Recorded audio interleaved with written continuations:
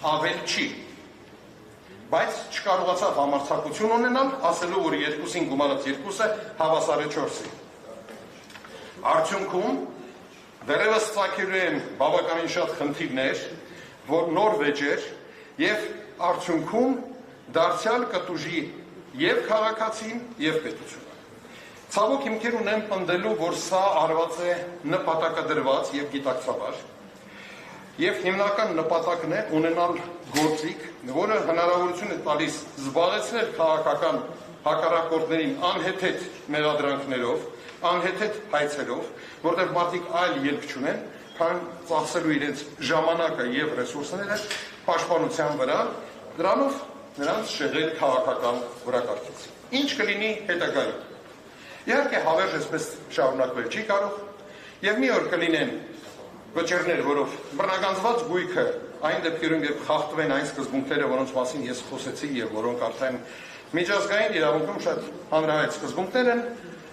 կլինեն որոշումներ, որ քաղաքացիներին պետք է վերադարձվի բռնագանձված գույքը, պետք է հատուցվի նրանց վնասները, արդյունքում պետությունը կտուժի, ինչպես և կտուժեն մեր քաղաքացիները։ Ես պատրաստ եմ պատասխանելու ձեր հարցերին, ժամանակ բավականին ունեմ, այնպես որ հերթով կգնանք։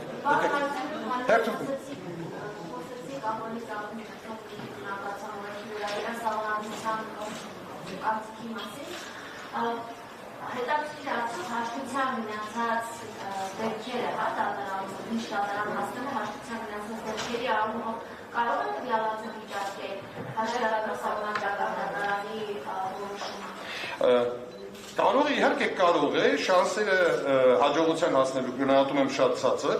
ավելին, եթե ինձ հարցնեք ինչու սահմանադրական դատարան այսքան ձգեց, կարծում եմ պատճառը հենց դա էր, որովհետև օգտվելով այս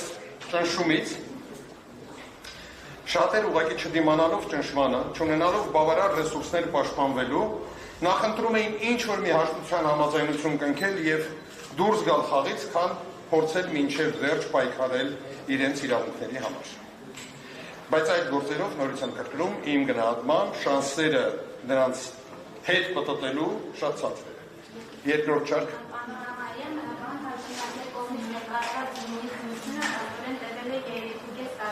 Արդյոք կարող ենք այդ ժամանակները գնահատել որպես ողջամիտ և երկրորդ հարցը ձեր կարծիքով ինչու եվրոպական կառույցները նախընտրում էին չնկատել ապօրինի գույքի բնագազման մասին օրենքի կիրառման ակնթարթ,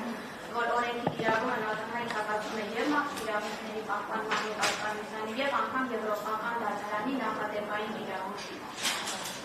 Շատ լավ, շնորհակալություն։ Նախ ոչ թե չեմ համարում ողջամիտ, այլ համարում եմ ապօրինի, ինչի մասին քիչ առաջ ասեցի։ Ինչ վերաբերում է եվրոպական կառույցները ինչու են լռում, ասեմ, որ այնուամենայնիվ սա գույքային հարց է։ Եվրոպական կառույցները լռում են շատ ավելի լուրջ խախտումների պարագայում Հայաստանի Հանրապետությունում, ինչը կարծում եմ պայմանավորված է ընդամենը քաղաքական իրենց շահերով։ Ասեմ, որ դեռևս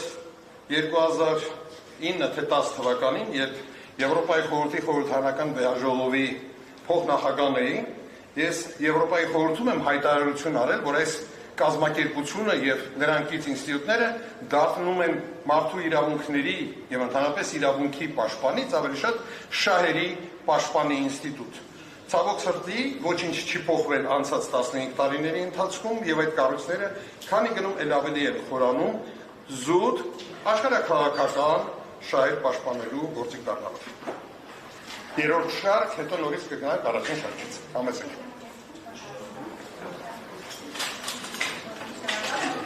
Ես գիտեմ արդարության նախարարին ասում է, եթե ապօրինի ծագում է, օգնություն պատկանում է պաշտոնական անձի, ապատապես իրավունքության առարկա պաշտոնավարման ողջ ժամանակահատվածի համար, այսինքն պաշտոնատար անձի վարակային սահմանափակվածություն հանցագործության կատարման հետ կապված չի լինում։ Դուք բավական հետաքրքիր դիտարկումներ արեք զբաղվածության կամ կապվածականացում եք կապանում։ Արդյոք մենք փորձ չենք ունենալու ողջամիտ պայմաններ, փորձ չենք ունենալու գործերի կարգման։ Նախ ասեմ, որ Սահմանադրական դատարանի որոշումը շատ հստակ է։ Ասում է, կան երկու դեպքեր, մի կետը վերաբերում է այն դեպքին, եթե ուսումնասիրությունը սկսվել է, որովհետև անձը կատարել է ենթադրյալ հանցագործություն, եւ լրիվ այլ դեպք է, երբ անձը պաշտոնատար անձը եւ կային օպերատիվ տվյալներ։ Մի դեպքում ասում է պետք է ապացուցես կապը հանցավորության հետ, մյուս դեպքում պետք է ապացուցես, որ այդ անձը ձեռք է բերել գույքը պաշտոնավարումից։ Արտարադատության նախարարի մեկնաբանությունը, երեկվա ես լսել եմ այդ մեկնաբանությունը, այն հետաքրքիր էր հետևյալ տեսանկյունից, նախ ինձ համար ամբողջովին կանխատեսելի։ Ինչ փորձեց ասել արտարադատության նախարարը, նա փորձեց ասել, որ կապ չունի, առաջին կետով ես հարուցել, թե երկրորդ կետով մենք ամեն ինչը կխառնենք եւ որոշում կկայացնենք։ Նորից եմ ասում, ինձ համար շատ կանխատեսելի էր, որովհետեւ Տիկին Գալյանը նախկինում ղեկավարել է դատախազության համապատասխան ստորաբաժանումը եւ իր մեկնաբանությունների, իր կառույցի, իր ղեկավարած կառույցի մեկնաբանությունները հենց այն էր, ինչի մասին քիչ առաջ խոսում էի, որ 3.5 տարի է մարդկանց ճնշման են ենթարկում մի պատճառով, որտեղ չեն ուզում կարդալ կամ չեն ուզում ճանաչել ակնհայտ ճշմարտություններ, որոնք ամրագրված են եղել մարդու իրավունքների եվրոպական դատարանի կողմից, հիմա արդեն ամրագրված են սահմանադրական դատարանի կողմից։ Կարծում եմ նույն ոճը շարունակելու են, փորձելու են չկարդալ, չընկալել, մի օր իհարկե դա պայթելու է, բայց ցավոք սրտի նրանց դա չի հետաքրքրում։ Շատ կանխատեսելի է իր մեկնաբանությունը, բայց այն շատ մանիպուլատիվ էր եւ կարելի է ցանկացած երրորդ իրավաբանի դիմել եւ ստանալ կարծիք։ Առաջին չորրորդ շարքը չունի, առաջին շարքը։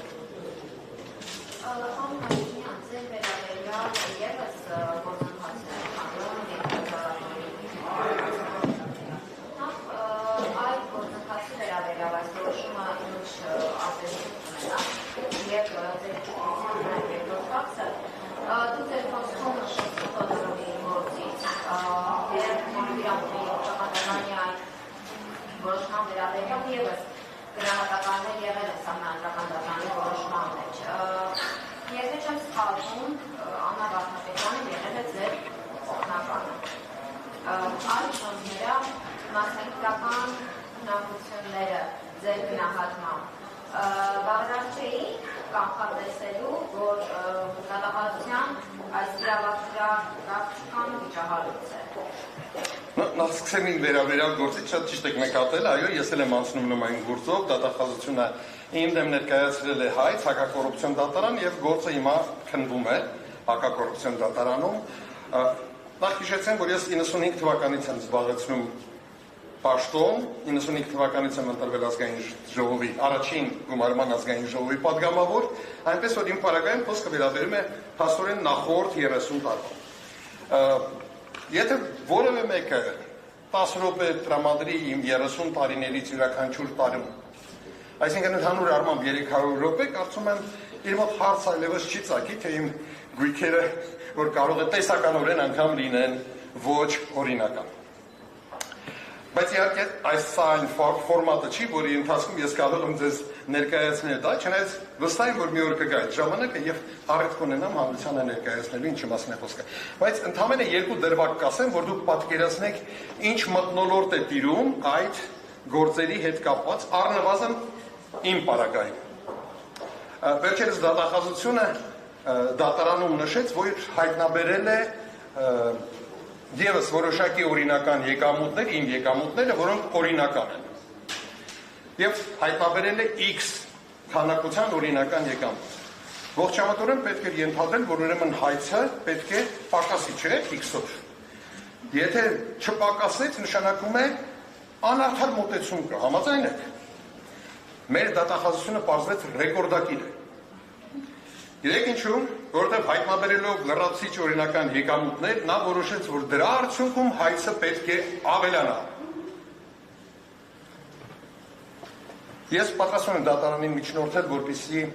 երկրորդ դասարանցումի որևէ հրավիրեն որպես փորձագետ, որովհետև գումարել հանելը բացարձակապես երկրորդ դասարանի թվաբանության գիտելիքները թույլ կտան կատարել։ Մեկ այլ օրինակ բերեմ։ Եթե դուք կրեդիտ քարտով, ես, այսինքն իմ պարագայում, կրեդիտ քարտով գնում եմ կատարել, օրինակ 20,000 դրամ։ Դատախազությունը դա համարում է ծախս եւ ճիշտ է։ Բայց հենց որ երբ իմ հաշվից կրեդիտ քարտի պարտքը փակում եմ 20,000, նա համարում է, որ ես կատարեցի երկրորդ 20,000 դրամ ծախսը, արդյունքում ես ծախսեցի 40,000 դրամ։ շատ ժամանակ պահանջվեց ցույց տալու անհետեթությունը, կարծում եմ ոչ։ Նմանատիպ տարօրինակ բաներ իմ հայցադիմում այս պայմանությամբ հայտնաբերել եմ 237 հատ։ Շարունակում եմ ընտրտուքը։ Ինչ վերաբերում է Աննա Վարդապետյանին, նախ ասեմ, որ ես գնահատական կարող եմ տալ պետական ինստիտուտներին, անձերին գնահատական տալիս եմ միայն այն դեպքում, եթե անձը ներկայացնում է պետական ինստիտուտ։ Հայաստանում երկու նման պետական ինստիտուտ կա, դա Հայաստանի Հանրապետության նախագահն է եւ Հայաստանի Հանրապետության վարչապետը։ Նախագահի պաշտոնը ինչքանով հասկանում եմ արդեն մի քանի տարի է ինչ թափուր է, վարչապետի հետ կապված իմ կարծիքը արտահայտել եմ 12 թվականին իր հետ բանավիճերից ուղիղ եթերում, իմ կարծիքը չի փոխվել։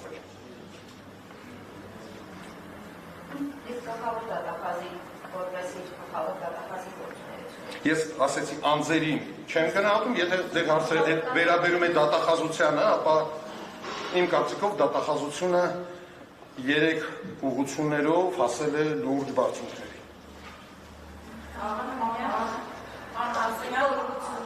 Ինչ ուղղություններով։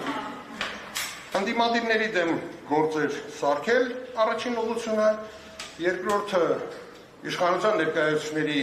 հանցավոր արարքները չնկատելու եւ երրորդը սեփական պատասխանատվությունից խուսափելու։ Համեցեք, երկրորդ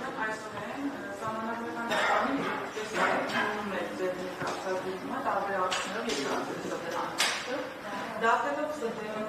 տեղի ունեցած գործընթացի, ինչպես նաև իրավապահ համակարգի գործողությունների առաջահայտությունը։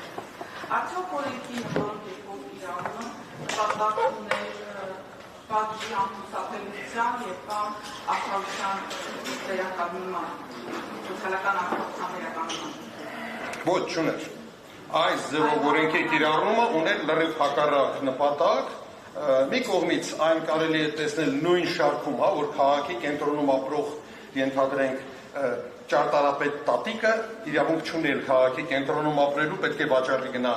ծայրամաս, մի կողմից ուրեմն սեփականության վերաբաշխում եւ մյուս կողմից արդեն նշեցի, դա քաղաքական ընդդիմադիրների դեմ որպես գործիք, որպես մահակ կիրառել է։ Եվ տպավորություն է, որ սահմանադրական դատարանը թերի է այդ եզրակացությունը